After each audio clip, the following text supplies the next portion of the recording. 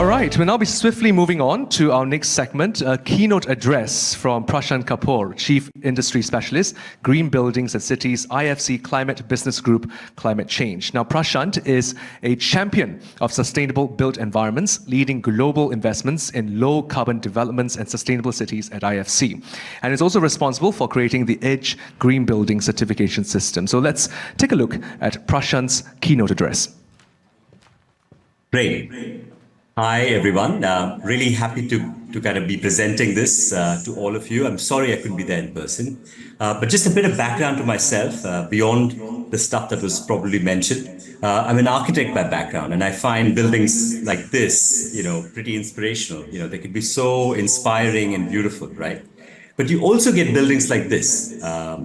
And so the person who designed this building obviously didn't think of the air conditioning beforehand, but there's obviously too much glass added in the first place. So buildings like this can carry a lot of tragedy and irony and basically a lot of ignorance, if you like, And it's this kind of building and this kind of nature in us that, 80% of all the sort of economically valuable things are left out compared to any other industry, right? So a lot of good opportunities are left behind by not thinking ahead a little bit, in the building industry particularly.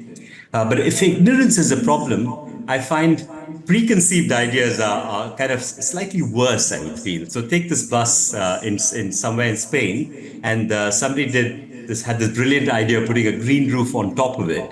It sounded like a great idea, but nobody did the numbers on it. And you can see that it was carrying this extra dead weight and all this maintenance, and probably reduced the efficiency of the bus as well. So the question is, how do you kind of get past the ignorance and your own preconceived ideas of what is green and what will be the right thing to do, right?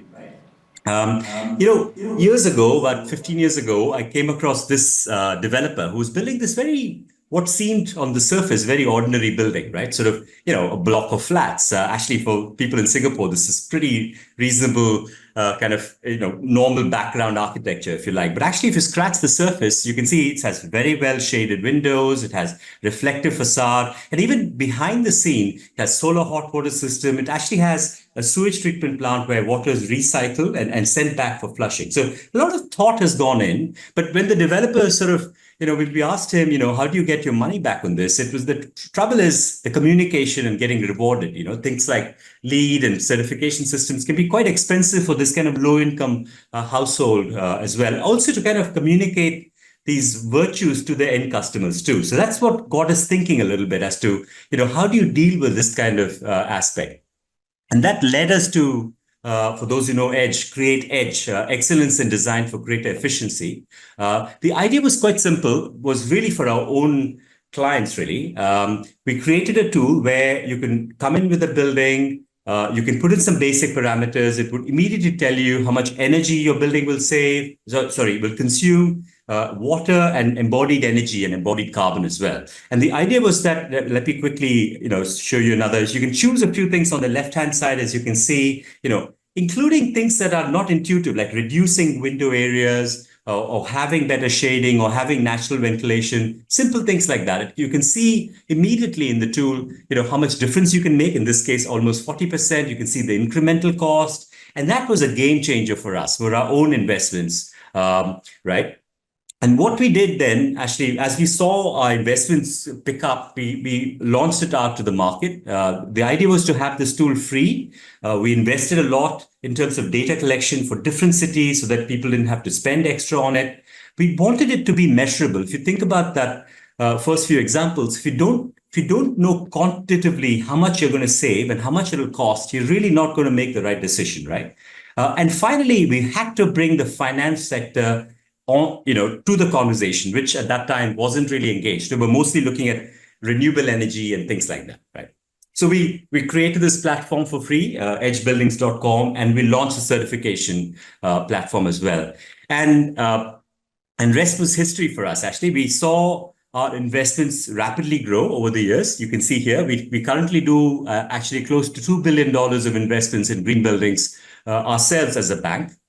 And you can see some of the examples. Some of them are with CapitaLand. I just chose a array. We have hundreds of these assets that we've invested in. using the Edge platform that brings that credibility, right? But we also got the finance sector, including other MDBs, ADB, CDC, and others, to kind of adopt the standard, to kind of starting to use it. And that also has meant, kind of people like GRES and ICMA have also started to adopt the standard. That's really kind of brought a lot of momentum behind this and funding behind this as well. We're obviously pretty pleased with it. And this chap, P.S. Jayakumar, who was the developer here, is also happy. He's got a certificate. And not just that, we made sure every homeowner gets their own dedicated certificate. The idea was to enable a mortgage market also to pick up, right? And I want to go into that a little bit.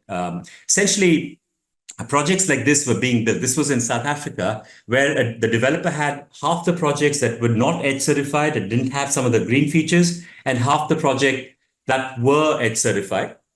And with that, we were able to measure the difference in energy consumption. What was mind-boggling is we had predicted about 33% savings using EDGE, but actually there was some sort of a social effect, perhaps, that led to even higher levels of saving. Almost up to a 1 month's rent was being saved by the tenants and the developer in combination. And that really meant that, as more developers got to know about this in places like South Africa, more and more banks started to get interested. And that led us to do our first few investments with banks. Bank Colombia was our first. We did a green bond specifically focused on the built environment. They started to issue green developer finance without any concession initially. They used their own funds to kind of do this. Our role was to finance them, but also to kind of help the developers get to know about the bank's product, right? And that's really, as you can see, the amount of projects. And within 4 years, we had a huge scale up, a spike, actually more than a spike. It's still accelerating. Today, about 35% of all buildings in Colombia use the EDGE standard. And it started with one bank. And today we have 5 other banks that also offer this. We have almost, I believe about 500,000 homes are certified in Colombia using this method. And not just for homes, but also for other building typologies, right? I wanted to share this because I want to take this to the next step of where we are going with our work. So this is kind of really important, I feel. It's not just the finance that matters, it's the messaging as well, right? So one of the key things we try to do with our banking colleagues and their clients in terms of the banks, we want to make sure there is a clear product in the market that customers can find and know more about it, because it's half of it. It's about educating people about the cost savings and the greater good that comes with it, and also the discount or any such benefits that they might get. You can see some of these examples from all around the world that we've financed, and this has been many banks that have used this platform, and not just with EDGE, but others. We allow other rating systems also to join that are approved by us as well, right? So this is the story of us taking it from a design issue a little bit and a developer-led issue, connecting it to direct financing, and then connecting it to kind of intermediary financing as well. The last step of this was to connect it with the government. All right, so we encourage government, try not to do fiscal incentive, but really try to see how there could be ways that government can do their push. In countries like Peru, you can see bonus density number 2 there. Huge amounts of projects got certified and the whole momentum without too much financing that was required, just because the developer got 1 extra story on the building if they met the green building standard. Things like that, right? So that's really the kind of, so we need a way. EDGE experience showed us that, if you can show quantitatively what difference it makes, if you can bring finance to the table, if you can get the banking sector engaged and the government, you can really start to mobilize a lot in this market. And it's been quite a nice journey. Still a lot of work to be done with the built environment. But the question we were asking ourselves is, this is great, many buildings don't make a green city, right? Many green buildings don't make a green city. So how could we take this approach and apply it to making green cities happen? That was the question we asked ourselves about 5 years ago.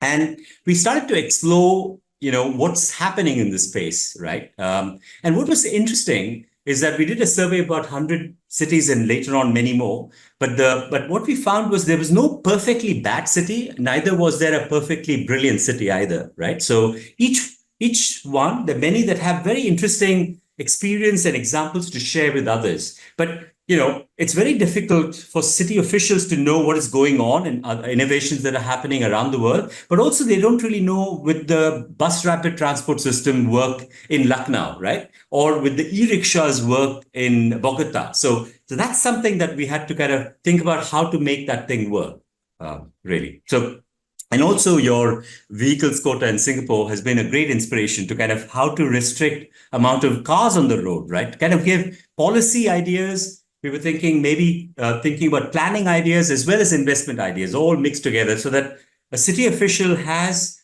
a clear idea of what are the sort of things other cities are doing using evidence-based solutions, bringing it to this. We squeezed it into a tool like Edge called Apex. It stands for Advanced Practices in Environmental Excellence in Cities. And basically, the concept was similar in the sense that it was data built in. Many of the cities, we have about 350 cities inside the tool. And the idea is that it's a starting point. So when you engage a city, we would collect more. But broadly speaking, this tool allowed us to have a conversation with the city where we could help them come up with long-term climate action plans, or what we call green city action plans, because we feel, especially in emerging markets, making this more about resource efficiency and water efficiency and security and things like that is much more relatable for them rather than climate-related action plans, right? So that's one, but also kind of helping them think through how much it'll cost. What is the bill to take it from where you are to a 50% lower carbon emissions? How much will it cost? And then thinking about, how do they compare with other cities? And I'll show you some examples of our work in this space as we move forward. This is a project, one of our first few ones in South Africa, where we work with the city of Ekurhuleni, which is just basically the adjacent city to Johannesburg. And they had about 200 ideas they were grappling with. And we used the tool and workshop kind of environments, working with the city officials to identify about 20 actions that can help them reduce the energy use, reduce private transport as much as possible, reduce waste to landfill, and make the city more water secure, right? And we worked with them to pick specific things that they could action and get done, right? Whether it's a policy action or an investment action. And we put that all in a report so that the city can then share it as their mandate with its citizen. And essentially what it allows us to do is to take all of those ideas that you see on the left-hand side that the city has picked up. This is another city in Manila, Quezon City, where they've identified, a bunch of ideas, whether it's rainwater harvesting mandate or having a solar rooftop program or having a waste recovery platform, making sure that there is a connection to how it can be mobilized, how can it be financed, right? And helping the city official think of this not as a long list of things that they have to deliver, but in terms of bundles that they can kind of get their head around, get a kind of a strategy around this, and also kind of identify where they can get funding. This is really what we realized is actually this was an important part, because sometimes cities might land up financing things that might actually be done better by the private sector. And they don't at the cost of not doing things that they need to focus on, right? So things like that. We also focused on getting the private sector, which a lot of you are from, engaged into the city conversation. Let me explain. So, getting developers into the conversation of how do you get solar rooftop going or green buildings going in the city. How do you get a property linked finance structure where a customer can borrow money from the bank and pay back through a slight increase in the property tax? That allows a long-term security. I'm just giving an example of the kind of things we were looking at, right, in this model. This has been really amazing. We've done about a dozen cities in scaling this up and trying to link our own financing and other financing in the space. And I'm sure my colleague, Victoria, will talk about this further in the panel discussion. Just wanted to end it with one last idea, which I feel is critical to make this work.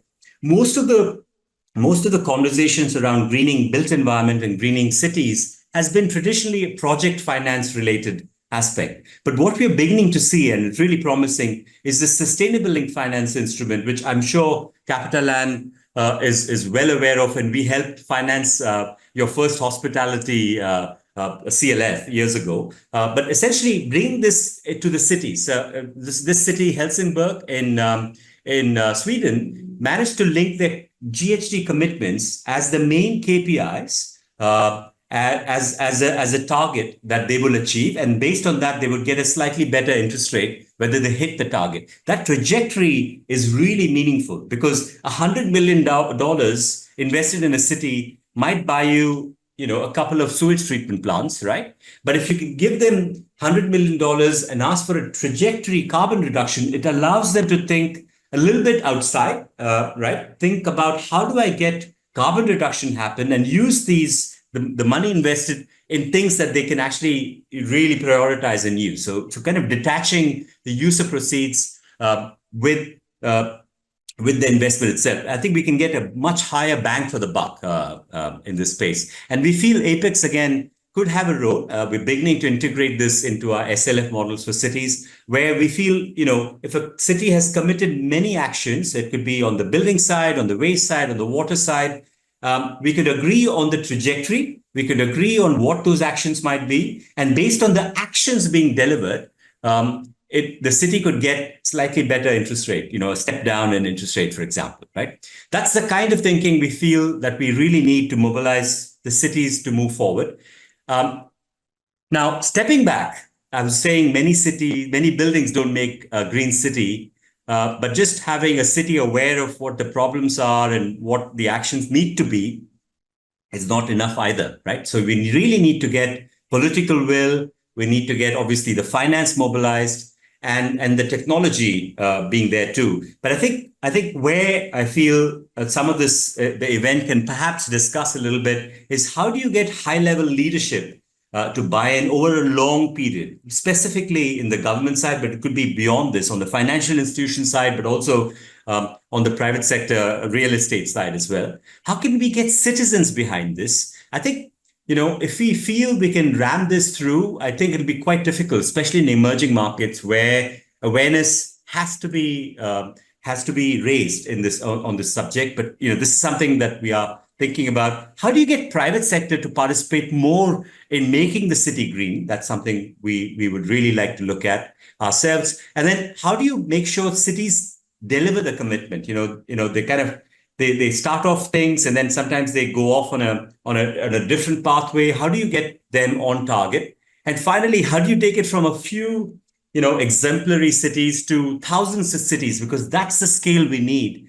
Given that 70% of all carbon emissions happen in cities, that's the sort of urgency we need. Thank you very much.